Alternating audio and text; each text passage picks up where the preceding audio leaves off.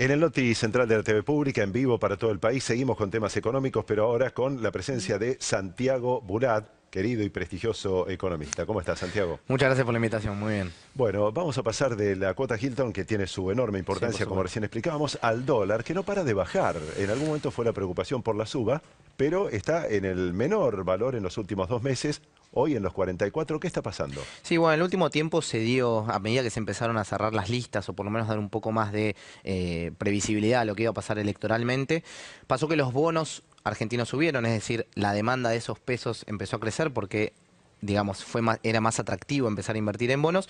Y si vos te fijás, los rendimientos de esos bonos, o sea, lo que te llegaban a pagar, también bajó porque hubo evidentemente más compra de eso. Entonces, primero eso, a medida que se empezó a esclarecer un poco el panorama electoral, más demanda de pesos y menos atractivo por el dólar entonces. El dólar, pensemos que el año pasado subió más de 100%. Claro. O sea, una economía no puede sufrir constantemente devaluaciones de esa magnitud porque efectivamente si no estás en una crisis de moneda muy amplia. Entonces, este año era poco previsible que eso vuelva a pasar. Ahora la incertidumbre radica en qué va a pasar electoralmente de acá en adelante, ¿no? Pero por ahora la confianza en los activos argentinos viene creciendo en el último tiempo, sobre todo desde que se presentó a Pichetto como vice de Macri y se debilitó lo que era el tercer efecto espacio. Pichetto. El efecto Pichetto, sí, exactamente. Y lo que queda es ahora, de un lado, los mercados lo que leen es, si gana Fernández Fernández, ya tiene un default atrás, no tiene una buena relación con los mercados, no podía salir a los mercados, y ahora Argentina tiene mucha deuda. Estamos hablando cerca de 90% sobre el producto total. Entonces, si esa deuda no se va a repagar en 2021 y 2022, que son los vencimientos más fuertes, bueno, ¿qué empieza a pasar con esa plata que uno tiene, ¿no? Si yo puse plata en bonos y después no me lo van a pagar, ¿qué hago con esos bonos? Los vendo y Claro. me compro otra cosa. Bueno, hoy el efecto está un poco inverso y lo que se está todavía en un contexto de bastante incertidumbre es, bueno, efectivamente nos gustan por ahora los bonos, pero yo creo que las PASO van a ser un punto determinante en ver si esta tendencia se queda o ya no tanto. Bien. Y por lo menos del análisis que pudieron hacer ustedes a priori de lo que pasa en las PASO, ¿qué crees que puede llegar a pasar? ¿Que se dispare o que se mantenga? ¿Qué es lo Bueno, que se yo creo vislumbra? ahí, yo creo que le va a ir mejor a la fórmula de Fernández Fernández en una primera instancia, me parece que eso no hay demasiada duda. El tema es ver cuál es Y la ahí sí crees que puede diferencia. llegar a haber una diferencia en la variación del valor que tiene hoy. Yo creo que si la diferencia es muy amplia contra Cambiemos, reitero, Cambiemos es el que más deuda tomó en este último tiempo y es el que por lo menos prometió pagarla en adelante. Entonces, si viene otra referencia política, que por ahora no dijeron que no iban a pagarlo y demás, ese susto vuelve a estar inmerso, por más que hayan dicho que iban a pagar y todo lo demás. Con lo cual creo que ahí, si hay una diferencia muy grande en lo electoral, sí puede haber un salto cambiario también de nuevo, sobre todo porque pensemos que en tipo de cambio real, es decir, competitividad frente a otras monedas, estamos en los niveles de agosto del año pasado, agosto de 2018. Claro. Y esto es justo antes de que en septiembre tenga la devaluación más fuerte de nuevo. Entonces, estamos en uno de los puntos en los cuales, bueno, todavía el dólar venía ya con una suba fuerte, pero no es que dejó de subir por eso. Entonces, la incertidumbre todavía juega un papel fuerte. Esta baja del dólar de los últimos días tranquiliza los números de la inflación para los próximos meses. Bueno, sí, hay un efecto todavía que queda del año pasado en donde muchas empresas no pudieron subir los precios lo que hubieran querido, porque los costos subieron mucho, sobre todo dolarizados, obviamente, si uno tiene un componente dolarizado, le subió 100% ese componente dolarizado, más la que haya subido internacionalmente el precio de ese bien.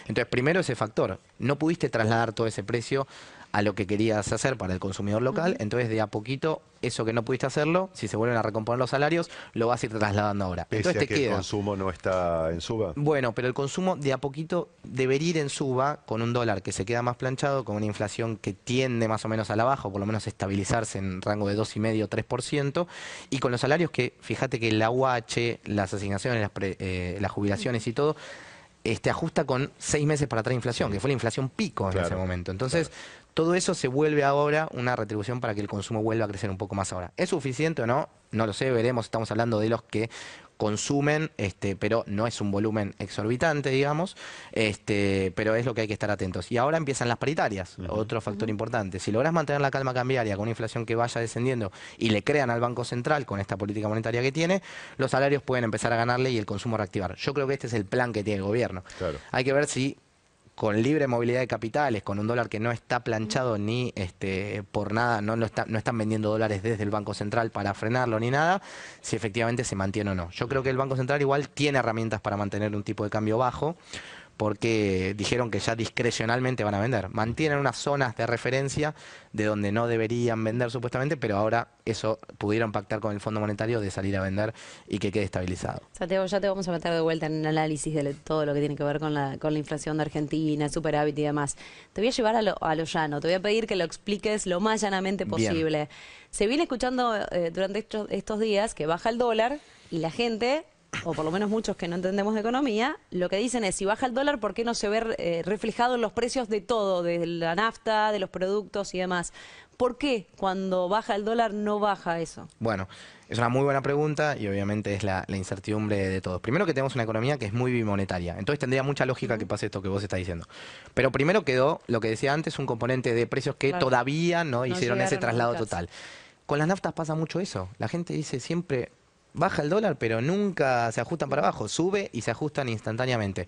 ¿Y eso por qué pasa? Porque todavía no llegamos al precio de importación de paridad, que es lo que miran todo el tiempo las empresas petroleras, digamos, para decidir si suben o no el combustible. Entonces, todavía venían atrasados. Que baje el dólar para ellos es simplemente que ese costo de paridad baje un poco más, pero todavía no alcanzaron. Es por lo menos lo que las empresas te plantean a vos. Te dicen, por más que baje el dólar, lo único que haces es que esa diferencia de mi precio de importación, de paridad de importación y el precio local, todavía no haya llegado a ese punto, pero lo ideal sería que se equilibre.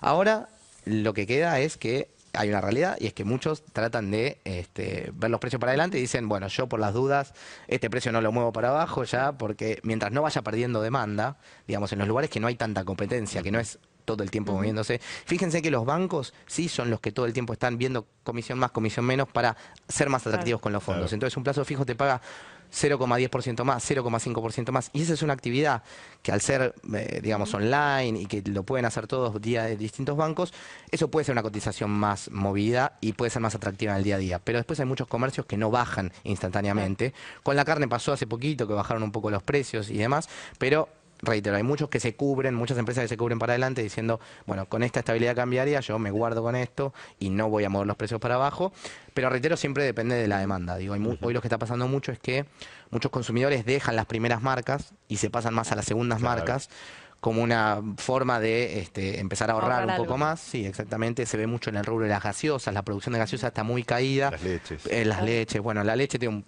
componente de la producción está muy golpeada también, pero digo, la producción de gaseosas cayó mucho en el último tiempo a raíz también de que es lo más reemplazable en el corto plazo. Digo, me tomo tal bebida gaseosa o me compro un jugo que lo puedo revolver y hacer, o un agua. No, sí, totalmente, pero digo, se empiezan a reemplazar esas pequeñas cosas en los gastos del día a día que las empresas lo reflejan. Ahora hay que ver si les conviene a ellos. Lo que se hace mucho es, bueno, no bajo el precio, pero te doy un envase más chico. Claro. Entonces, ahí esa es otra de las formas que tienen las empresas, digamos, para exactamente ese mismo efecto. Santiago, muchísimas gracias. Por favor, un gusto, gracias.